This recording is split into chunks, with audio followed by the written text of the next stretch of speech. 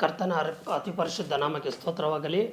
ವೀಕ್ಷಣೆ ಮಾಡ್ತಾರುವ ಸಹೋದರ ಸಹೋದರಿಗೆ ಯೇಸುವಿನ ನಾಮದಲ್ಲಿ ನಿಮಗೆಲ್ಲ ಒಂದು ವಂದನೆಗಳನ್ನು ಸಲ್ಲಿಸುತ್ತಾ, ಇವತ್ತು ಯೇಸು ಭೂಲೋಕಕ್ಕೆ ಬಂದು ಅನೇಕ ವಾಕ್ಯಗಳ ಉಪದೇಶವನ್ನು ನಮಗೆ ಬೋಧನೆಯನ್ನು ಮಾಡಿದ್ದಾರೆ ಮತ್ತು ಸಾಮ್ಯ ರೂಪದಲ್ಲಿ ಅನೇಕ ವಿಷಯಗಳನ್ನು ನಮಗೆ ಹೇಳಿದ್ದಾರೆ. ಆದರೆ ಇವತ್ತು ನಾವು ಒಳ್ಳೆಯ ಸಮಾರ್ಯನ ಬಗ್ಗೆ ಇವತ್ತು ನಾವು ಚಿಂತೆ ಮಾಡುವುದಾದರೆ ಲೂಕನ ಸುವಾರ್ತೆ 10ನೇ ಅಧ್ಯಾಯದಲ್ಲಿ 30ನೇ ವಾಕ್ಯದಿಂದ ನಾವು ನೋಡಬಹುದಾಗುತ್ತದೆ. ಈ ವಾಕ್ಯದಲ್ಲಿ 4 ಕಥಾಪಾತ್ರಗಳು ನಾವು ನೋಡಬಹುದು. ಆ 4 ಕಥಾಪಾತ್ರಗಳಲ್ಲಿ ಒಂದು 4 ಮನುಷ್ಯರು, ವಿಧವಾದ ಒಂದು ಮನುಷ್ಯರನ್ನು ನಾವು ನೋಡಲು ಸಾಧ್ಯವಾಗುತ್ತದೆ. ಮೊದಲನೇದಾಗಿ ನಾವು ಒಂದು ವಾಕ್ಯವನ್ನು ಓದೋಣ. ಲೂಕನ ಸುವಾರ್ತೆ 10ನೇ ಅಧ್ಯಾಯ 30ನೇ ವಾಚನ. ಒಬ್ಬನೊಬ್ಬ ಮನುಷ್ಯನು ಯೆರೂಸಲೇಮಿನಿಂದ ಘಟ್ಟಕ್ಕೆ ಇಳಿದು ಯೆರಿಕೋವಿಗೆ ಹೋಗುತ್ತಿರುವಾಗ ಕಳ್ಳನ ಕೈಗೆ ಸಿಕ್ಕಿದನು.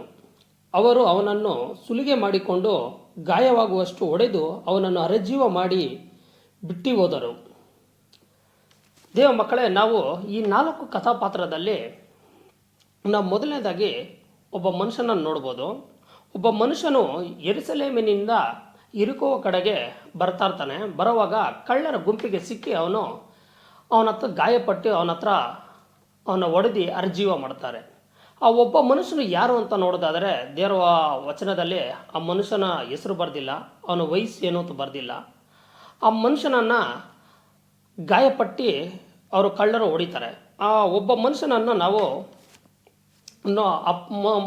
ಈ ಪಾತ್ರದ ಒಂದು ಮೊದಲನೇ ವ್ಯಕ್ತಿ ಅಂತ ನಾವು ನೋಡ್ಬೋದು. ಎರಡನೇದಾಗಿ ಕಳ್ಳರು ಅಂದರೆ ಅನೇಕ ಜನರು ಕಳ್ಳರಿದ್ದಾರೆ. ಆ ಕಳ್ಳರ ಹೆಸರು ಕೂಡ ನಾವು ವಚನದಲ್ಲಿ ನೋಡೋಕ್ಕೆ ಸಾಧ್ಯವಿಲ್ಲ. ಆ ಕಳ್ಳರನ್ನು ನಾವು ನೋಡೋದಾದರೆ ಆ ಒಬ್ಬ ಮನುಷ್ಯನನ್ನು ಹೊಡೆದು ಗಾಯ ಮಾಡಿ ಅವನ ಹತ್ರ ಸುಲಿಗೆ ಮಾಡ್ತಾರೆ. ನಾವು ಮೊದಲನೇದಾಗಿ ಆ ಒಬ್ಬ ಮನುಷ್ಯನನ್ನು ನಾವು ಏನಂತ ಕರೆಯೋಣ ಅಂದರೆ ಗಾಯಪಟ್ಟ ಮನುಷ್ಯ ಅಂತ ನಾವು ಅವನಿಗೊಂದು ಹೆಸರು ಹೇಳೋಣ. ಎರಡನೇದಾಗಿ ಆ ಪಾತ್ರದಲ್ಲಿ ಕಳ್ಳರು ಏನು ಮಾಡ್ತಾರೆ, ಈ ಕಳ್ಳರು ಏನು ಮಾಡ್ತಾರೆ ಅಂದರೆ ಆ ಮನುಷ್ಯನನ್ನು ಗಾಯ ಮಾಡ್ತಾರೆ. ಅದಕ್ಕೋಸ್ಕರ ಆ ಕಳ್ಳರನ್ನೆಲ್ಲ ಸೇರಿ ಒಂದು ವ್ಯಕ್ತಿಯಾಗಿ ನಾವು ಪರಿಚಯ ಮಾಡಿಕೊಂಡು ಅವ್ರಿಗೆ ಗಾಯ ಮಾಡಿದ ಮನುಷ್ಯ ಅಂತ ನಾವು ಒಂದು ಹೆಸರು ಹೇಳೋಣ. ಮೊದಲನೇ ಪಾತ್ರ, ಎರಡನೇ ಪಾತ್ರವನ್ನು ನಾವು ನೋಡಿದ್ರಿ. ಮೂರನೇ ಪಾತ್ರವನ್ನು ನಾವು ನೋಡೋಣ. ಲೂಕನ ಸುವಾರ್ತೆ 10, 31, 32 ವಚನದಲ್ಲಿ ನಾವು ನೋಡೋಣ. ಹಾಗೆ ಹೇಗೋ ಒಬ್ಬ ಯಾಜಕನು ಆ ದಾರಿಯಲ್ಲಿ ಇಳಿದುಕೊಂಡು ಬರುತ್ತಾ ಅವನನ್ನು ಕಂಡು ವಾರೆಯಾಗಿ ಹೋದನು. ಅದೇ ರೀತಿ ಒಬ್ಬ ಲೇವಿಯನು ಸಹ ಬಂದು ಅವನನ್ನು ಕಂಡು ವಾರೆಯಾಗಿ ಹೋದನು. ದೇವಜನರೇ, ಇಲ್ಲಿ ನಾವು ನೋಡುವುದಾದರೆ ಯಾಜಕನು ಮತ್ತು ಲೇವಿಯರು ಅವರಿಬ್ಬರು ಒಂದೇ ಥರ ಸ್ವಭಾವವುಳ್ಳವರಾಗಿರ್ತಾರೆ. ಆ ಮನುಷ್ಯನನ್ನು ನೋಡದಿರೋ ಥರ ವಾರೆಯಾಗಿ ಹೋಗ್ತಾರೆ. ಆ 2 ಪಾತ್ರವನ್ನು ನಾವು ಒಂದು ಮನುಷ್ಯನಾಗಿ ಪರಿಗಣಿಸಿ ಅವ್ರಿಗೊಂದು ಹೆಸರು ಹೇಳೋಣ. ಏನು ತಿಳಿಯೋಣ ಅಂದರೆ ನೋಡದೆ ಹೋದ ಮನುಷ್ಯ ಅಂತ ಹೆಸರು ಹೇಳೋಣ. ಮುಖ್ಯದಾಗಿ ಇನ್ನು 3 ಪಾತ್ರ ಆಯಿತು. 4ನೇ ಪಾತ್ರ ಕಡೆಗೆ ನಾವು ನೋಡೋಣ. ಅದನ್ನು 33, 34 ವಚನದಲ್ಲಿ ನಾವು ಓದೋಣ. ಅದೇ ಒಬ್ಬ ಸಮಾರ್ಯದವನು ಪ್ರಯಾಣ ಮಾಡುತ್ತಾ ಅವನಿದ್ದ ಸ್ಥಳಕ್ಕೆ ಬಂದು ಅವನನ್ನು ಕಂಡು ಕನಿಕರಿಸಿ ಅವನ ಹತ್ತಿರಕ್ಕೆ ಹೋಗಿ ಅವನ ಗಾಯಗಳಿಗೆ ಎಣ್ಣೆಯನ್ನು ದ್ರಾಕ್ಷಾರಸವನ್ನು ಒಯ್ದು ಕಟ್ಟಿ ತನ್ನ ಸ್ವಂತ ವಾಹನದ ಮೇಲೆ ಹತ್ತಿಸಿಕೊಂಡು ಛತ್ರಕ್ಕೆ ಕರಕೊಂಡು ಹೋಗಿ ಅವನನ್ನು ಆರೈಕೆ ಮಾಡಿದನು. ಇಲ್ಲಿ ನೋಡೋದಾದರೆ 4ನೇ ಪಾತ್ರ, ಒಬ್ಬ ಸಮಾರ್ಯದವನು ಬಂದು ಆ ಗಾಯಪಟ್ಟ ಮನುಷ್ಯನಿಗೆ ದ್ರಾಕ್ಷಾರಸವನ್ನು ಆ ಗಾಯವನ್ನು ಏನು ಮಾಡ್ತಾನೆ, ಕಟ್ಟಿ ಅವನ್ನ ಆರೈಕೆ ಮಾಡ್ತಾನೆ. ಆದರೆ ಈ ಮನುಷ್ಯನ ನಾವು ಏನಂತ ಹೆಸರು ಹೇಳೋಣ ಅಂದರೆ ಗಾಯವನ್ನು ಕಟ್ಟಿದ ಮನುಷ್ಯ ಅಥವಾ ಗಾಯವನ್ನು ಆರೈಕೆ ಮಾಡಿದ ಮನುಷ್ಯ ಅಂತ ನಾವು ತಿಳಿದುಕೊಳ್ಳೋಣ. ಈ ಪಾತ್ರಗಳಲ್ಲಿ 4 ವಿಧವಾದ ನಾವು ಪಾತ್ರಗಳನ್ನು ನೋಡಿದ್ರಿ. ಮೊದಲನೇ ಪಾತ್ರ ಯಾವುದು? ಗಾಯವನ್ನು ಪಟ್ಟ ಮನುಷ್ಯ. ಎರಡನೇದಾಗಿ ಗಾಯ ಮಾಡಿದ ಮನುಷ್ಯ. ಮೂರನೇದಾಗಿ ನೋಡದೆ ಹೋದ ಮನುಷ್ಯ. 4ನೇದು ಗಾಯವನ್ನು ಕಟ್ಟಿದ ಮನುಷ್ಯ ಅಂತ. ದೇವ ಮಕ್ಕಳೇ, ಈ 4 ಮನುಷ್ಯರಲ್ಲಿ ಜೀವಿತಗಳಲ್ಲಿ ನಮ್ಮ ಒಂದು ಪಾತ್ರವನ್ನು ಅದಕ್ಕೆ ಒಂದೊಂದಾಗಿ ನಾವು ತಗೊಂಡೋಗಿ ಬರೋಣ. ದೇವ ಮಕ್ಕಳೇ, ಗಾಯಪಟ್ಟ ಮನುಷ್ಯನ ಅಂತ ಇದೆ. ಯಾರು ಈ ಗಾಯಪಟ್ಟ ಮನುಷ್ಯರು ಅಂದರೆ ನೋಡಿ, ನಿಮ್ಮ ಜೀವಿತಗಳಲ್ಲಾಗಲಿ ನಮ್ಮ ಜೀವಿತಗಳಲ್ಲಾಗಲಿ ಯಾವುದೋ ಒಂದು ವ್ಯಕ್ತಿಯಿಂದ ನಮಗೆ ಮನಸ್ಸು ಗಾಯವಾಗಿರ್ಬೋದು.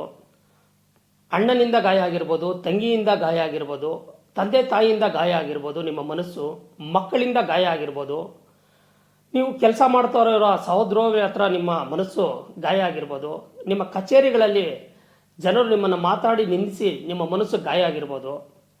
ಅದೇ ರೀತಿ ನಾನಾ ರೋಗಗಳಿಂದ ನಿಮ್ಮ ಶರೀರ ಗಾಯ ಆಗಿರ್ಬೋದು, ಸಾಲಗಳಿಂದ ನಿಮ್ಮ ಮನಸ್ಸು ತುಂಬಿ ಗಾಯ ಆಗಿರ್ಬೋದು. ಅದೇ ರೀತಿ ನಾನಾ ವಿಧವಾದ ನಿಮ್ಮ ಮನಸ್ಸುಗಳಿಗಾಗಲಿ ನಿಮ್ಮ ಜೀವಿತಗಳಿಗಾಗಲಿ ಕೆಟ್ಟು ಹೋದ ಜೀವಿತಗಳು ಗಾಯ ಆಗಿ ಉಣ್ಣಾಗಿರ್ಬೋದು.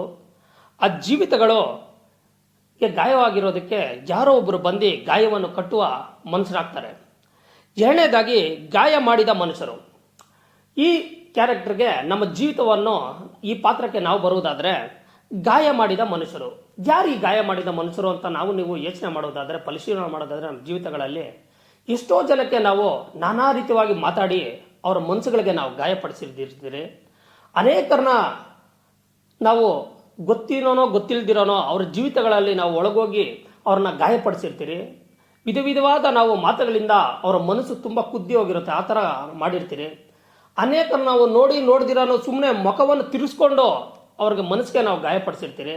ಆ ಥರ ಗಾಯಪಡಿಸಿದ್ರೆ ನಮ್ಮ ಜೀವಿತವನ್ನು ನಾವು ಶುದ್ಧಿ ಮಾಡ್ಕೊಳ್ಬೇಕು. ಮೂರನೇ ಕ್ಯಾರೆಕ್ಟರ್ ಏನಂದರೆ, ಪಾತ್ರ ಏನಂದರೆ ನೋಡದೆ ಹೋದ ಮನುಷ್ಯ. ಇಲ್ಲಿ ನಾವು ದೇವ್ರ ವಾಕ್ಯದಲ್ಲಿ ನೋಡಬೇಕಾದ್ರೆ ಯಾಜಕನು ಮತ್ತು ಲೇವಿಯನು ಆ ಮನುಷ್ಯನ ಹೋಗಿ ಸಂತೈಸ್ಬೋದಾಗಿತ್ತು, ಗಾಯಪಟ್ಟ ಮನುಷ್ಯನ. ಆದರೆ ಅವರು ಏನಪ್ಪ ಅಂತ ವಿಚಾರ ಕೂಡ ಅವನ್ನ ಕೇಳಲ್ಲ, ಏನು ಬೇಕು ಅಂತ ಅವನ್ನ ಕೇಳಲ್ಲ, ಏನಾಗಿದೆ ಅಂತ ಕೂಡ ಅವನ್ನ ನೋಡಲ್ಲ. ನೋಡಿ ಥರ ಹೋಗ್ತಾರೆ.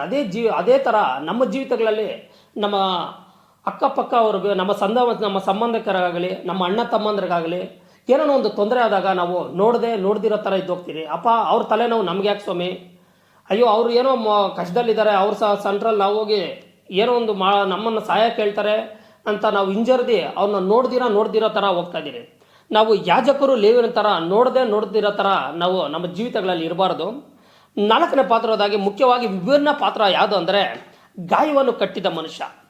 ಗಾಯವನ್ನು ಕಟ್ಟಿದ ಮನುಷ್ಯ ಅಂದರೆ ಗಾಯವನ್ನು ಆರೈಕೆ ಮಾಡಿಸಿ ಅವನ್ನ ಸಂತೈಸಿದ ಮನುಷ್ಯ.